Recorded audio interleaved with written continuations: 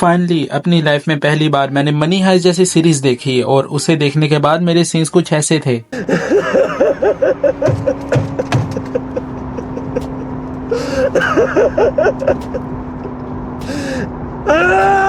I mean literally dude, मैंने इसे देखना शुरू किया था एक नॉर्मल सी हाई सीरीज समझकर और मुझे ये बिल्कुल भी नहीं था पता कि बैंक में मौजूद चोरों की तरह मेरी भी हवा टाइट होगी। और यकीन मानो इतना तो कौन बनेगा करोड़पति का फाइनल क्वेश्चन भी नहीं टेंस में लेकर जाता जितना ये सीरीज मुझे ले गई है। एंड यस मैन, यही सस्पेंस वाला एलिमेंट इस सीरीज का सबसे बड़ा one and only powerful factor है। और ये कोई छोटा मोटा सस्पेंस नहीं है, बल्कि जो सिचुएशन उन चोरों के साथ दिखाई जाती है आप उसको फील कर पाओगे। आपके भी उतने ही पसीने निकलेंगे जितने उन चोरों के निकलते हुए दिखाए जाते हैं।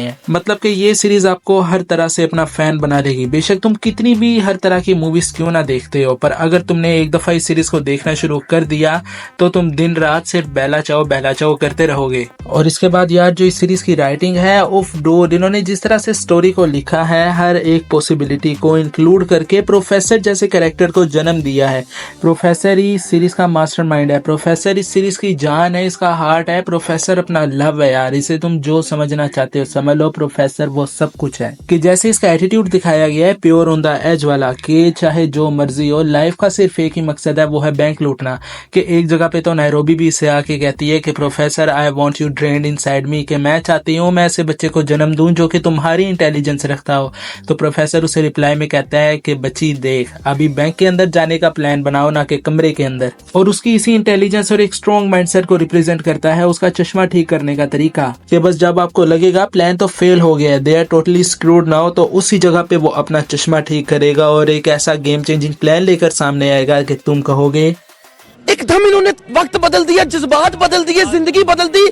के दूर जब तुम्हें लगेगा कि अब पानी सर के ऊपर से नहीं बल्कि पूरे घर के ऊपर से गुजर चुका है, अब जो सिमरन है वो पलटेगी नहीं बल्कि सीधी चली जाएगी। So at that time you will realise the power of planning and the backup. जिसमें यार एक पॉइंट तो ऐसा भी आता है जहाँ पे प्रोफेसर की सारी प्लानिंग फेल हो जाती है और उसके पास उस चीज का कोई भी बैकअप नहीं होता, तो उस टाइम पे वो अपनी कॉन्शियसनेस और इंटेलिजेंस का यूज करते हुए पूरे के पूरे गेम को चेंज कर देता है। और वो सीन फाइनल सीजन के एपिसोड 8 के एंड पे आता है और उस सीन को तो मैं हिस्ट्री का सबसे बड़ा सीन कहूंगा, जिधर एक प्रोटैगनिस्ट ने अपनी कॉन्शियसनेस को अपने कंट्रोल में रखते हुए डिसीजन लिया। जो कि भाई तुम जितना भी क्यों ना परेशान हो, तुम्हें जितना भी सस्पेंस क्यों ना लगे कि अब तो भाई बिल्कुल तरह से स्टोरी का एंड हो चुका है, अब ये कुछ भी नहीं कर पाएंगे, तो उसी पॉइंट से प्रोफेसर की अगली प्लानिंग स्टार्ट होगी और वहां से स्टोरी के अंदर जो टेंस और बिल्ड की शुरुआत होती है, ऑफ डोड। और इसी के साथ एक और चीज के प्रोफेसर की ये सारी प्लानिंग ऑन स्क्रीन एक लेजेंडरी कैरेक्टर को हाईलाइट करती है। और इसी एलिमेंट को अगर हम डीप इन द ओशन की नजर से देखें तो ये और कुछ भी नहीं बल्कि शो के राइटर्स की काबिलियत को हाईलाइट करता है। और फिर प्रोफेसर की एक और खास बात है कि उसकी फर्स्ट इंपोर्टेंस उसकी हाइस्ट नहीं बल्कि उसकी टीम होती है। और जहाँ पे प्रोफेसर हाइस्ट का मास्टरमाइंड दिखाया गया है, उसी के साथ जो हाइस्ट का इंचार्ज होता है, जो बैंक के अंदर प्रोफेसर की तरफ से इंचार्ज बना के भेजा जाता है पूरी हाइस्ट का, अपना बर्लिन, वो तो बस डूड हाइस्ट के लिए खुद मर भी सकता है और किसी को मार भी सकता है। मतलब ये बंदा सही पागल दिखाया गया है। इसके पर्सनली बहुत मसले हैं कि एक तो ये बंदा दुनिया का सबसे बड़ा दुखी इंसान है कि इसको जब भी किसी ने प्यार किया उसने धोखा ही दिया। तो इसी वजह से ये प्यार का भरा हुआ लोटा सीरियस से सीरियस सिचुएशन में भी हर चीज को अपनी हवस की तरफ ले जाता है, जिसे देखते हुए हमें शो के दरमियान गुस्सा तो बहुत आता है कि भाई ये बंदा कर रहा है तो क्या कर रहा है, ये वाकई में पागल है। पर उसके बाद यार जो सीजन 1 का ट्विस्ट दिखाया गया और स्पेशली सीजन 2 की एंडिंग के बाद तो हमें इस बंदे से प्यार हो जाता है। और उस वाले सीन पे तो यार वाकई में मैं भी रो पड़ा था। और सेम यही चीज पूरी सीरीज में आपके साथ भी होगी, वो भी मल्टीपल सीन्स में, जहाँ पर हर जगह आपको बस ट्विस्ट और सस्पेंस देखने को मिलेगा। और यकीन मानो इतने बड़े बड़े ट्विस्ट होंगे कि आप हर एक से यही कहते फिरोगे कि भाई ये मैंने क्या देख लिया, ऐसा तो मैंने कभी अपनी इमेजिनेशन में भी नहीं इमेजिन किया था। और इस चीज को और ज्यादा फील करने के लिए आपने एक और काम भी करना है कि आपने गलती से भी किसी को ये नहीं बताना कि आपने मनी हाइस्ट को देखना शुरू किया है। बिकॉज यार जनता बहुत ही हरामी है, वो एक सेकंड में आपके सामने पूरी की पूरी सीरीज को नंगा करके बता देगी। जो कि मेरे साथ भी हुआ था कि मेरे एक दोस्त ने मुझसे पहले मनी हाइस्ट देख लिया था, बट वो अच्छा बच्चा था, उसने मुझे स्पॉइल नहीं किया। और उसके बाद यार जो मैंने धोखे का लोटा अपने हाथों से खुद पिया कि मैंने ये वाली अनिल कपूर की वीडियो देख ली थी, जिसके बाद तो मेरी किस्मत भी मुझे कहने लगी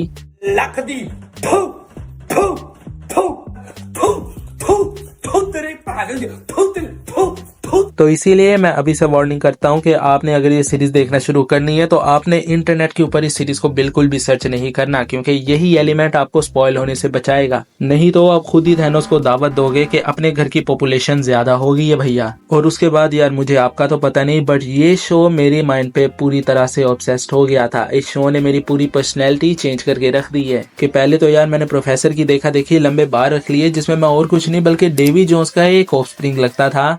और उसके बाद तो मैंने अपना वे ऑफ कम्युनिकेशन भी सेम उसी तरह कर लिया था कि प्रोफेसर अपने अंगूठे को पॉइंट आउट करके पूरा हाथ घुमा के जब एक बात की तरफ इशारा करता है ना, oh my god, that scene was a pure killing serum. और उसके बाद मैं भी सेम तुम्हारी तरह 24 घंटे आई एम ग्रूट की तरह बेला चाओ करने लगा। और उसके बाद मोस्ट इंपोर्टेंटली कोई भी प्लान बनाने से पहले मैं ये सोचता था कि साला अगर ये फेल हो गया तो अपने पास इस चीज का बैकअप क्या होगा। और उसके बाद सीरीज के जो बाकी के कैरेक्टर्स हैं यार, जिनमें सबसे पहले रियो, इसको मैंने इससे पहले एलाइट जैसी सीरीज में देखा था, जिसे देख के मैं तो ये कहता था कि भाई क्या ही निब्बा मटेरियल है ये। पर जब मैंने इसे मनी हाइस्ट में देखा, मैन सीजन 3 का वो वाला सीन मुझे तो अभी भी याद आता है, जहां मैं बहुत रोया था कि जब इसका वेलकम किया जाता है। फिर अपनी क्यूट सी स्ट्रॉबेरी नायरोबी, वो भी किसी सनफ्लावर से कम नहीं थी। उसके बाद जो डेनवर है वो तो भाई दिखाया तो बहुत ही बैड एस बंदा गया है, बट उसके हंसने का तरीका ऐसा लगता है कि बकरे की आवाज को 2x स्पीड के ऊपर चला दो।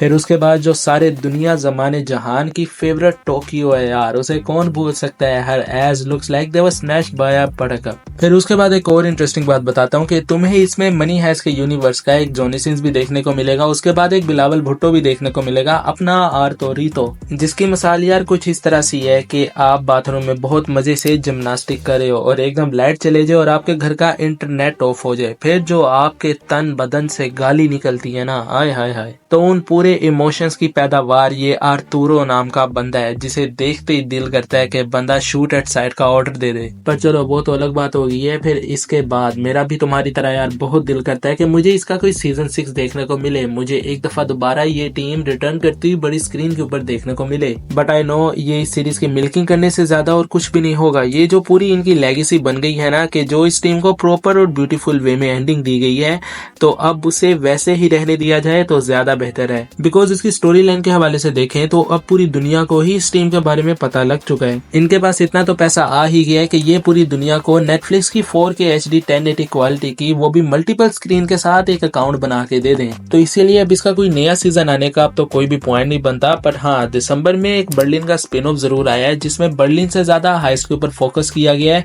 और उसकी मनी हाइस्ट की स्टोरी लाइन से पहले की छोटी मोटी चोरियां दिखाई गई हैं, जिसके बारे में उस टाइम पे मैंने अपनी इस वाली वीडियो के अंदर बात की है। वो भी एक दफा जरूर चेकआउट कर लेना, तुम्हें सब चीजें एक्सप्लेन हो जाएंगी क्लियरली वे में। और उसके बाद आपने भी अगर ये मास्टरपीस देखा है या तो अभी अगर देख रहे हो तो अपना एक्सपीरियंस मुझे कमेंट्स में जरूर शेयर करना। और उसके बाद एक और चीज मैं फिर से कहना चाहूंगा कि अगर तुम जिस तरह की भी मूवीज का टेस्ट क्यों ना रखते हो, पर इस सीरीज को एक दफा लाजमी देखना। पर अगर तुम फिर भी मूवीज को बहुत ही ज्यादा क्रिटिक्स लेवल पे जज करते हो, तो मैं तुम्हें अभी से क्लियर कर दूं कि अपने फायदे के लिए अगर तुम इस सीरीज को देखना शुरू करते हो तो लॉजिक को इससे बिल्कुल अलग रखना। बिकॉज ये बात तो मैं भी जानता हूँ कि ये सिर्फ एक वेब सीरीज से ज्यादा कुछ भी नहीं है। हमें इसमें थ्रिल दिखाया गया है और इसके फाइनल सीजन में हमें जो फक्ड अप चीजें देखने को मिलती हैं वो तो रियलिटी में इम्पॉसिबल है। कि ऐसी चीजें तो रियलिटी में बिल्कुल भी पॉसिबल नहीं है कि जिन्हें देख के हर कोई डीबी के ऊपर बन जाए। But as a web series के तौर पे ये अपनी कैटेगरी में एक मास्टरपीस से कम बिल्कुल भी नहीं है। पर अगर मैं कहता हूँ कि मुझे मनी हाइस्ट जैसा थ्रिल किसी सीरीज में देखने को मिला है तो वो प्रिजन ब्रेक है। पर हाँ, इसके अलावा एक मेरे दोस्त ने मुझे एक रिकमेंड की थी, ल्यूपिन नाम की सीरीज,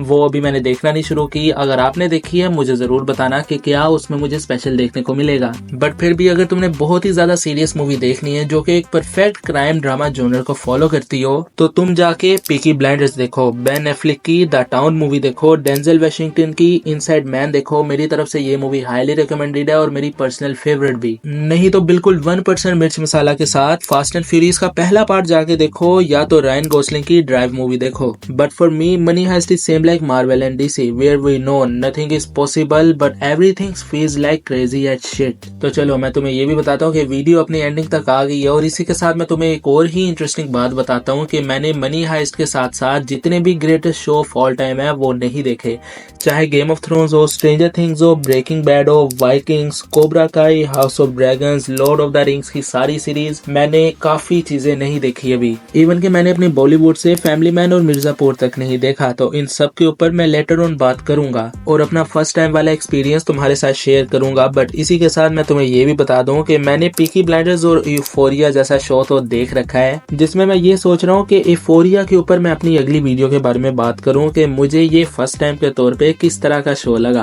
तो अगर तुम वो जानना चाहते हो मुझे वो भी कमेंट से जरूर बताना। I respect everyone. तो आई होप ये वीडियो आपको पसंद आई होगी और मुझसे जितनी भी कोशिश हुई मैंने without giving any single spoiler अपना एक्सपीरियंस आपके साथ शेयर किया। तो इसी बात पे यार एक सब्सक्राइब तो बनता है। तो मैं मिलूंगा तुमसे अपनी अगली वीडियो में। So till then be सिनेफेलिक।